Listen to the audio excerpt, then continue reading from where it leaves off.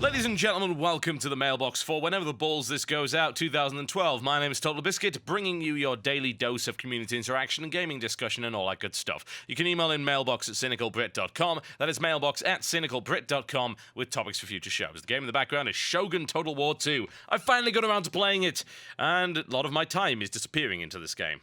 God, I love Total War games. I seriously do. Although, I have to say, Empire Total War was a little disappointing, as was Napoleon. It's mostly down to the fact that you just stand there and shoot at each other, which is not all that enjoyable. Oh well, never mind. I much prefer this time period, and I'm very, very hyped for Fall of the Samurai. That's one of my favorite periods in history. I would definitely want to get involved in that game. So I'm looking forward to it coming out whenever the hell they decide to announce the release date. First email comes in right here from Anonymous, who says this: what is your opinion on emulators? I openly admit to using emulators for classic systems like the Super Nintendo, where money would not be able to reach the developer and publisher, and where I can find a larger selection of games than anywhere else. I'm able to experience great games that I would otherwise never be able to play, and otherwise keep those classic games alive. I also have known people to build their own arcade cabinets and use emulators to run any and every game ever made on it. It saves them literally thousands of dollars and days of time to use these emulators, but many of those games are copyright and still available today, such as the Street Fighter series. I would never pirate a modern game. I insist on buying new rather than used from retailers. These do make me feel honorable, as they are honorable things to do. But I don't feel that there's anything wrong in emulating old games, popular titles or not. Nintendo still re-releases their most popular games and have a digital distribution channel on the Wii to obtain them. Do you think I am a pirate, unfairly taking what isn't mine, or are emulators and their users justified by the age and perceived value of these classic games? Emulation. And abandonware. Two thorny topics, potentially, because people have different attitudes as regards to how damaging the use of both can actually be. What I can say from the outset is that emulating classic games is clearly nowhere near as damaging to the industry as pirating a new one. In fact, in some cases, it's not damaging at all. In fact, in some cases, it actually helps the industry. You want to know why? It should be fairly obvious to those of you who've thought this through, but allow me to point out why abandonware and emulation is actually good for the industry. It's good for the industry because it keeps the value of a franchise in place. Franchises are quite important sometimes. Something like, say, XCOM, for instance. XCOM is a franchise, and that game series goes back pretty much 20 years. There are a wide variety of other franchises, some are larger than others. Sonic the Hedgehog is a franchise. Super Mario is a franchise. And the value of these franchises can be critically important to the success and livelihood of a company. The problem with a lot of franchises is they don't actually survive all that long, and at some point, the company may decide, you know what, now is the time. The time is right, the market is fertile for us to bring this franchise back and actually be able to make a good game based on that franchise. An example right now would be Syndicate. Turns out the time is right to bring a new Syndicate game into the market. Unfortunately, it's a first-person shooter that probably won't be all that great, even though it's made by Starbreeze, who I very much like. However, the value of the Syndicate franchise has been maintained in part due to abandonware. Abandonware is the practice of hosting a game which is currently no longer available in any normal retail channel on, say, a website for download. There are various websites available that actually host this. One of them was Home of the Underdogs. That hasn't actually been updated in years, and I got so many great games from that, and in fact, that site actually inspired the series This Is Why We Can't Have Nice Things, which I ran on my old podcast, as well as doing videos on that every now and again. I like to investigate gaming history and find games which did not do as well as they should have, and it's one of the reasons why I ran into games like Giant Citizen Kabuto, Sacrifice, Master of Magic, Shogun, Mobile Armor Division, Pax Imperia 2, Eminent Domain, things like that. And as a result, those franchises have had a greater longevity. Unfortunately, a lot of those franchises are pretty much dead, and they haven't been revived. And that's a shame.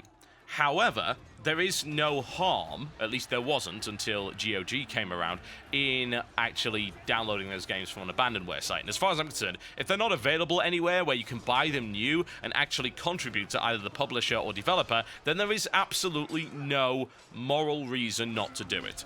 Piracy, for me, is a twofold thing. While it's a morality issue, I believe that for the free market to continue to exist, one must pay an appropriate and fair price for a product or service. That is how people get paid. That is how people are able to go through life gainfully employed. I think that is a reasonable thing to do. And the second thing is that it damages the games industry if a bunch of people don't buy a game that they can otherwise afford. That's perhaps the critical thing there, if they can't afford it. It's those making the choice to freeload as opposed to paying when they can afford to do it that are actually doing the real damage. There's no effective damage done by someone who couldn't afford to buy it to begin with. How is that damage? There's no income going to be coming from that person anyway, so the net effect is absolutely zero. The same principle applies to abandonware and, for the most part, emulation, with some exceptions which we'll come on to in a second. If a game is not commercially available in such a way as to provide revenue for either the developer or publisher or whoever basically has the rights to that game at the time, then there is effectively no harm in emulating it or getting it via an abandonware site. However, there are, of course, examples of games that have resolved this issue by being re-released in some form. For instance, the Sega Classics Collection, or whatever it's called, that you can get for the PS3 and 360. There's also a big pack of games available on Steam that are Sega games that basically run in an emulation wrapper. Now, as to whether or not you think it's worthwhile to purchase it for that price, I don't know. Is it reasonable for a company to double dip, triple dip? In the case of a lot of these, if you talk about, say, Sonic the Hedgehog, if we have a look on Steam right now, we're going to look for Sonic the Hedgehog. Sonic the Hedgehog, the original game, is £4. £4 is actually quite a lot of money. I can buy a good indie game for that. That game came out in 1991, so that game has now been out for over 20 years. I don't think that that game is actually worth £4. And indeed, the business model of Sega on the PC when it comes to its classic titles has been pretty bad. They don't enhance the games in any way, shape, or form. They just release them in an emulation wrapper. However, on the flip side, on console, their business model has been, for the most part, pretty good, because they release these big compilations that have a ton of extras. They've got a really nice menu. They've got unlockable Master System games. They've got interviews and bonuses. Now, that is a good way to re-release old games. If you're going to double, triple, quad dip in terms of selling an old game, then that is the way to do it.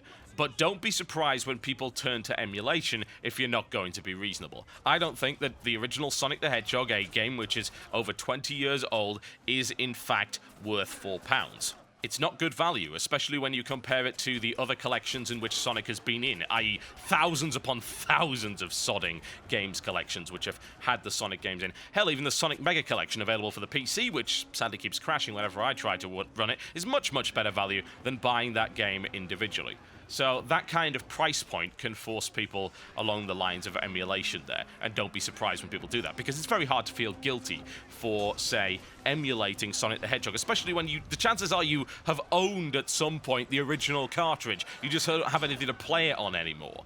Emulation's important from a historical perspective as well, because the fact of the matter is that in comparison to other forms of media, gaming is pretty young, and it's important to be able to preserve it so that future generations can look at it from a historical perspective and indeed can actually learn from its development. It might not seem all that important, but the games industry continues to get larger and larger and has an effect on history. It might not be a big effect, but it has an effect on our current society and indeed the advancement of technology. The problem with gaming, as opposed to, say, books, with a book you just need to preserve the book. As long as the book doesn't set on fire or degrade, then it's okay, so you can read it whenever. The problem with gaming is that the technology advances to the point where the hardware that can actually run these older games doesn't exist anymore. And emulation is critical to ensuring that that can be properly preserved. But when it comes down to a moral standpoint, I think it's something you've got to ask yourself. When it comes to, say, Abandonware, which I've been a big supporter of for the longest time, if I can get the game on GOG, I will get the game on GOG, because hopefully some of that money will make it back to the original dev. Sometimes it won't, because the company's been disbanded, which kind of sucks. But the money does go to somewhere that does deserve it in terms of the GOG service and CD Projekt, who have gone out of their way to make these games run on modern systems and are preserving our PC gaming heritage, and they are promoting an awful lot of games which didn't do so well in the past. For instance, Syndicate is going to be available right now, in fact. You can go and download the original Syndicate from GOG. That's a big deal. Planescape Torment, Total Annihilation, Giant Citizen Kabuto, Worms United, all sorts of different games preserved on GOG. So my attitude is, if you can get it on GOG or buy it as a reasonable package where the company is blatantly not trying to milk you for money for games that they've sold 5,000 times before and are actually putting in a bit of effort into their package and giving you good value for money, then you should probably do that. If not, emulate away, really.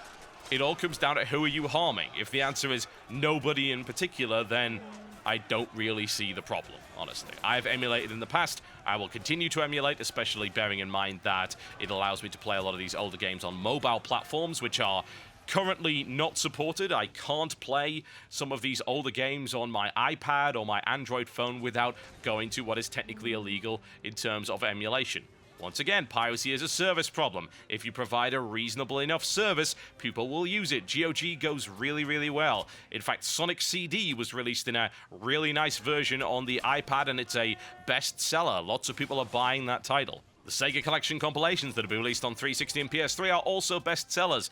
If you treat your customers correctly, then yes, they will actually buy your product. If not, then they will look for a service which is superior, and that may very well be abandonware and ROM emulation. This email comes in from Jason that says, you always espouse the superiority of digital video game distribution as the way of the future because among many things you cannot run out of games. Well, an online outlet for a brick and mortar store had a sale for a digital download of Deus Ex Human Revolution for only $10. When I went to make my purchase of said game at such a crazy price, lo and behold, it was sold out. My questions are, do you think this undermines your stance on digital distribution? And WTF is this BS about selling out of a digital game that by definition cannot sell out? Well, it can. It can sell out of keys. What it could be is a limited deal in the same respect that a deal can be time limited, for instance. This has happened on Steam before, by the way, where a certain number of keys are given and they say, right, okay, this is a limited sale. We are going to give you 10,000 keys at this price point. We will allow you to sell 10,000 games at this price point. What we'll not allow you to do is sell 2 million games at this price point because we want this to be a limited sale. The fact of the matter is that it's not digital distribution that makes this happen. It's the company behind it that made it happen. They wanted a limited sale, and as a result, they had limited keys. Also bear in mind that I'm not really sure which online outlet for a brick-and-mortar store you're talking about here. It does really kind of narrow it down. I know Game Digital has it, but you're talking dollars, so you're probably talking Impulse, I would think, or possibly Amazon, maybe. Admittedly, Amazon are not really a brick-and-mortar, but they're kind of 50-50 in there, I suppose. Something like that. Anyway, I'm just kind of guessing here. But whatever the case, it's because it's a limited deal. This doesn't really happen on Steam, does it? Aside from time-limited stuff. Every now and again, you get to the point where a game is so popular, they simply don't have enough keys, and they need to get another set of keys generated. Actual stock really isn't an issue in terms of physical stock. You can't run out of digital copies, but you can run out of the keys required to authenticate them, and this has been known to happen before. The problem, I suppose, is that the companies do not give permission to places like Steam, and I don't really know how this works. I'm having to guess here, so it is perhaps a case that someone that works for one of these companies can tell me. I assume they don't give Steam permission to print keys. Yeah. I think that they most likely get their keys from the company in question, and as a result, that can run out. I don't really blame them. The ability to print a bunch of keys, like, say you could make 1 million viable copies of a game. You could make 1 million keys. What happens if those keys get into the wild? God knows. That could be potentially a large loss in revenue right there. But it's not the fault of, say, Steam.